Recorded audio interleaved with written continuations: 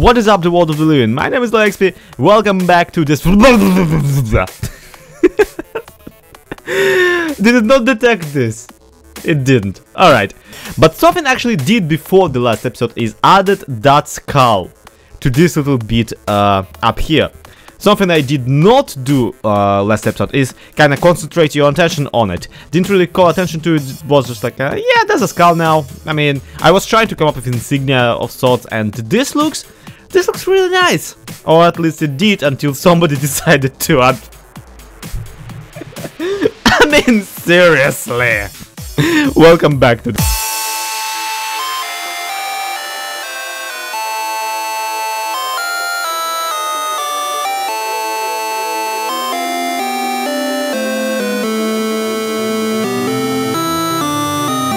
Alright, so quite a bit happened between the videos, and by quite a bit I mean that all of the concepts for the little rooms we would have inside of the middle barrel, I started sketching them up in the game as well. So you can notice that I have secluded an area for the wine cellar. You can see it is moderately nice looking, and it has like a very interesting ceiling and a fairly sturdy floor. I sketched out a cell, jail cell area for here. Again, pretty interesting design for the ceiling here, even though I originally wanted to maybe just use some stone bricks. But you know what? Just looking at it and having a bit of trouble with it, I realized, oh no, I cannot have the stone brick be material of the floor and the ceiling and the walls at the same time. At least one of those has to be different, guys. So it's just basic freaking design work. Too much of a good thing is too much of a good thing. It's not good, is what I'm trying to say. But what I did with the ceiling here is actually also pretty convenient, because now you can kind of see the support beams of the logs, the stripped spruce logs particularly, be intersected with support planks of the spruce planks. And that's kind of interesting, because this effect is actually really easy to make. It's basically just a spruce stair with some slabs surrounding it. And look at that, it's already looking like it's basically micro blocks without actually having any micro blocks, which is why I find it so ever convenient. Now, the grid pattern I'm not a big fan of, but if you add more stripes of the support planks, the entire effect is kind of ruined, so I decided to just do this instead. Another option, of course, was to just use spruce logs intersected with spruce logs, but that's just kind of overused and boring, and I've seen it everywhere. I don't want it. I want that. Alright? I want that. And if somebody escapes by digging out a hole in the ceiling using a spoon, well, we'll just have to deal with it as it comes. So let's even all that out with some torture machinery and jail cells. Why wouldn't we? So, for this basement jail cell kind of type of deal, usually what you would want to is basically every cell being a singular one. And also something really small and really inconvenient. I secluded out two separate rows for the cells, and also I ended up opening up quite a large area for potential torture devices and that kind of stuff. So this is an even number.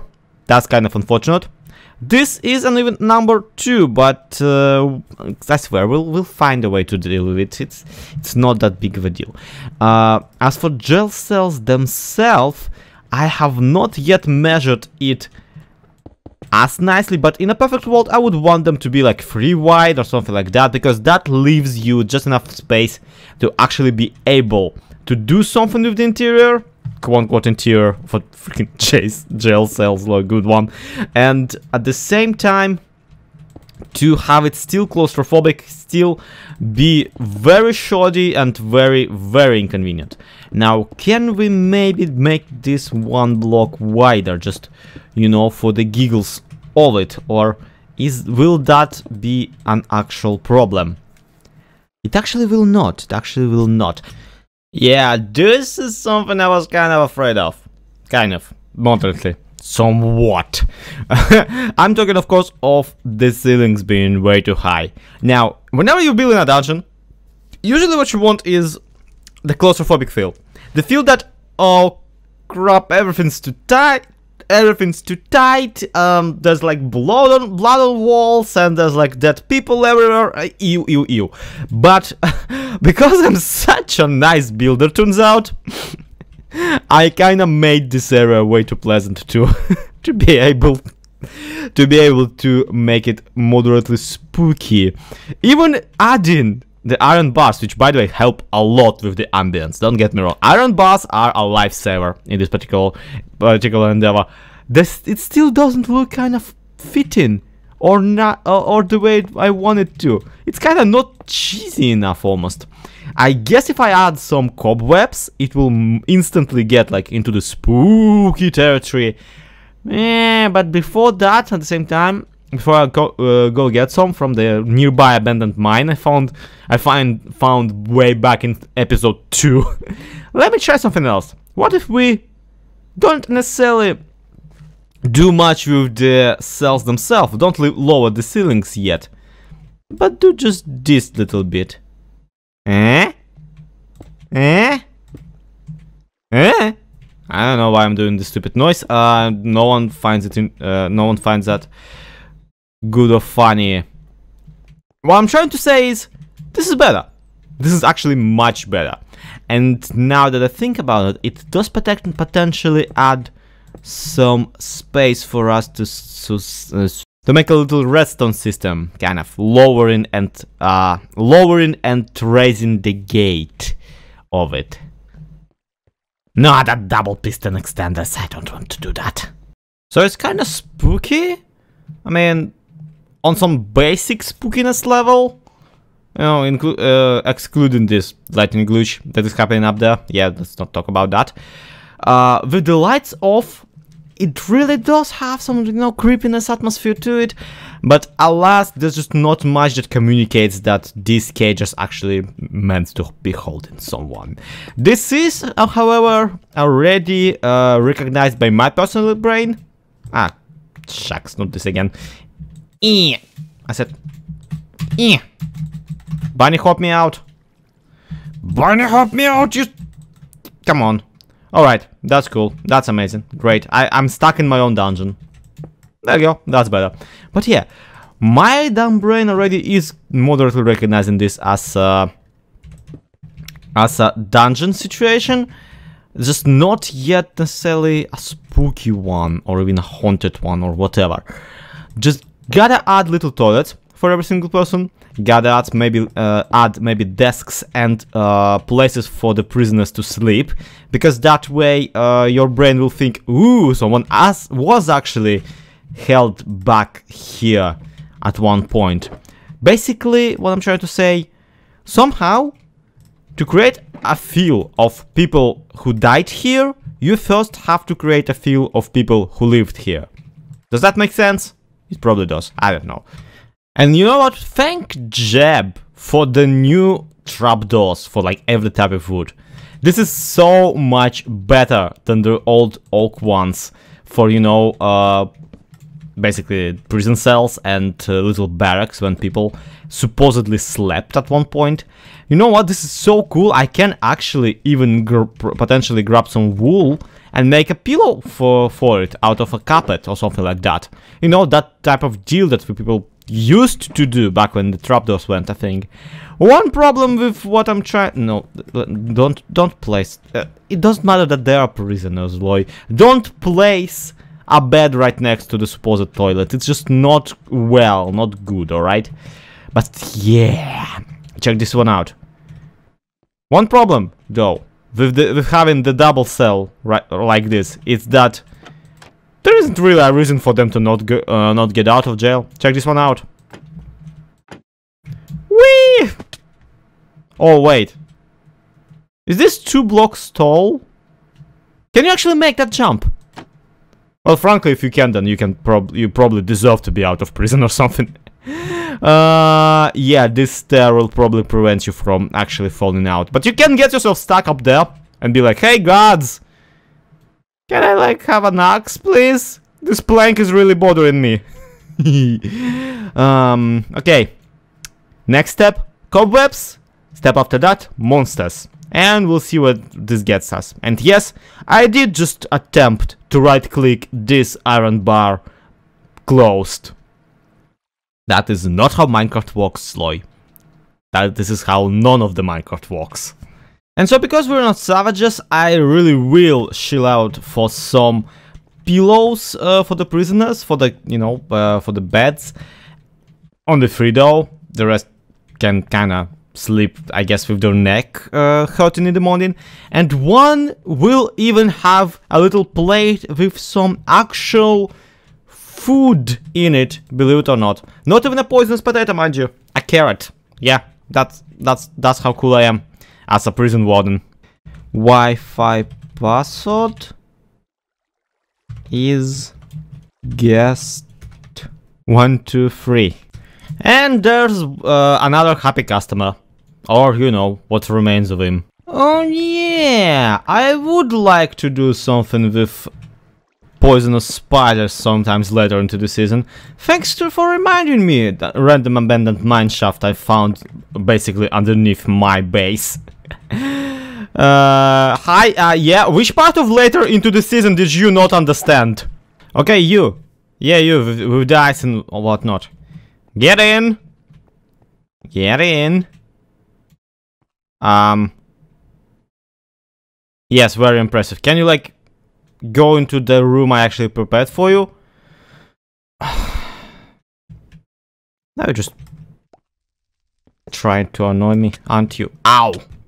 A bit of a pet peeve of mine that you can't really make skeletons not hold a bow without like some specific modifications. You can only summon an armless skeleton, like with not without arms, but you know, unarmed skeleton into the game using commands. But oh well, this naked guy is as close to what I want as we can basically get. Should I grab a zombie while I'm at it, or should I just grab skeletons for this area? Probably skeletons. It feels fitting. And boop! And done. 4 prisoners overall, 3 skeletons, 1 spooder, and no redstone traps, even though I promised some.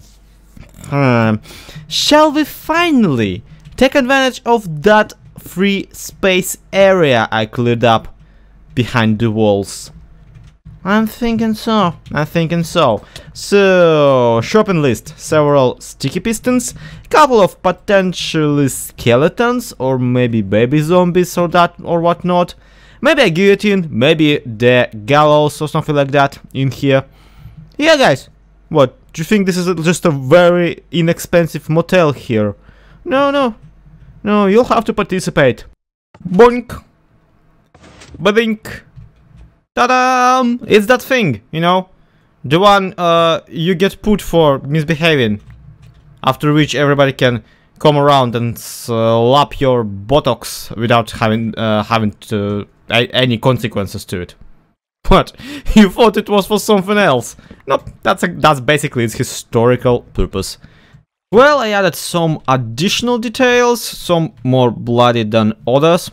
For example, this sheeple is being hanged by his little bit of the head. not by his neck, mind you, that would be too brutal. But the like, you know, the top of his head. Just actually finding it rather relaxing. His posture has improved, and he's been hanging here for what, several months now. He doesn't get to use the posture much. Added this guy, of course. The gallows or whatever. I don't actually remember what this detail is called. But most importantly, I added a little bit of a failsafe. Which, no, the failsafe isn't a hole in the wall leading to freedom. No. The failsafe is the security system, which all hinges on this lever right here. You can't necessarily see it, and also there is a reason why this room is not occupied at the moment, obviously, because we wouldn't trust a prisoner with such an important lever. But at the same time, if we actually flick it, That exact security thing I set up that I was talking about will go on. The security thing I want in every single room, basically, of the castle. See? Heard that? Oh, crap! Alright, that's not the perfect of the circumstances. Yeah, at the very least, you can tell I did not have the time to trap some cave spiders in it, as I originally wanted. Woo, children! Yo! Oh, that block. They keep spawning on it. The best part, he almost knocked me into the meat grinder that are those two guys. Like, if you would fall between the two into a boat, they will end you easily. But yeah, my point being that, yeah, you can tell this is very panic-inducing. And that's not even the whole story, because I didn't want just 2 guys in there. I wanted 4 at the very least. Basically, you probably didn't notice, and I really didn't show you, but these little indentations in the wall is what opened up, and that's where the baby zombies were stored, and that's where they kind of ran out at me.